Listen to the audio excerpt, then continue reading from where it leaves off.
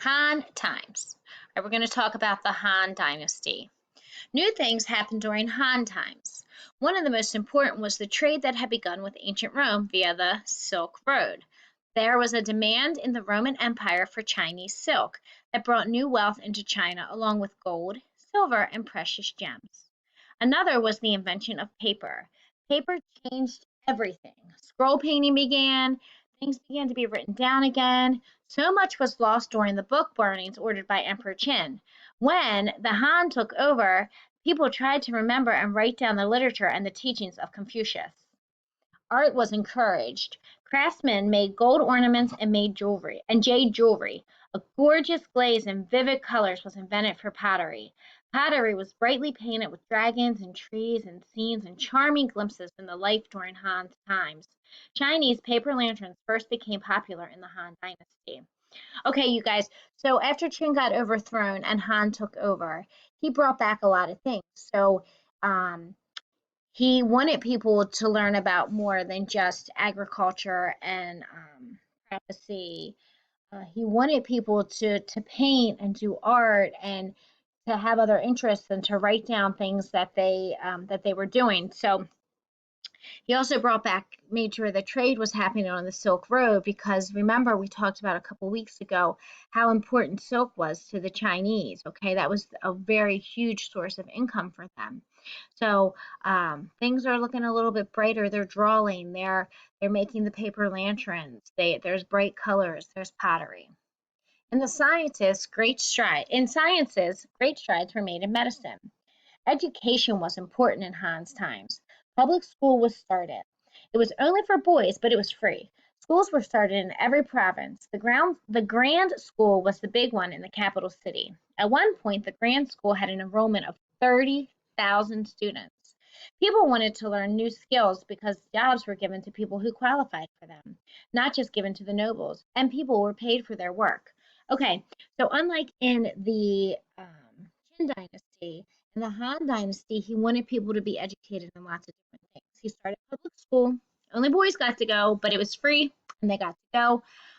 He wanted people to learn new skills, and then they would get jobs for that, and they would get paid for that. Normal people, okay, not just the nobles or the higher ups.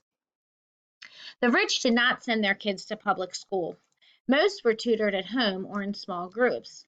The rich imitated the behavior and clothing worn in the imperial palace. They wore silk robes with belts. They built beautiful homes and wore furs. They had cashmere carpets and richly colored drapes. They ate wonderful foods.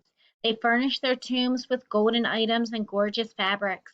Many of the rich ordered stone lions to be placed inside their tombs to guard it. Okay, so a lot of the rich people, they didn't use the public school system. They stayed home, okay, and had them tutored, or they would get together and teach in small groups. So the public school system, it was made for anyone who wanted to send them, but it was really utilized by like the common person.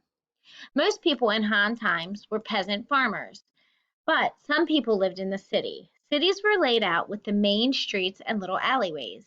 Each city was surrounded by a wall made of earth and stone for protection from bandits and other invaders. Okay, so a lot of the people, they were peasant farmers, okay, but farming's super important because that's how we get our food. But there were people who lived in the cities, and the cities had walls around them to keep out thieves and other people who wanted to invade or attack them. In the cities, the poor lived in crowded tenements. They had little food. Gangs roamed the streets in the cities. They were often at war, which made walking in the city rather dangerous. Okay, so something different here. Um, they made sure that in the Qin dynasty, he made sure everyone had food, and his strict laws and rules kind of made it safer. There wasn't a lot of war. Okay, so it's a little bit different. There were gangs and war more in the Han dynasty because there was less control. He wasn't as strict. In the countryside, the poor were much better off. They did not own the land they farmed, but they had their own home and ample food. They had drapes over the windows, their clothes were simple, woven from a rather scratchy plant fiber, and they worked very hard. So if you lived in the city, poor people in the city, they didn't have a lot of food and there was a lot of gangs and war. But if you lived in the country and you were a farmer, it was better. You still didn't have a lot of money and you didn't own the land, but they had food and they had a place to live and they had clothes. There was a massive public works project to build canals for better movement of goods. When the canals were put to use, some merchants became rich. They bought a title from the emperor, built mansions, and planted beautiful gardens. This made the nobles furious.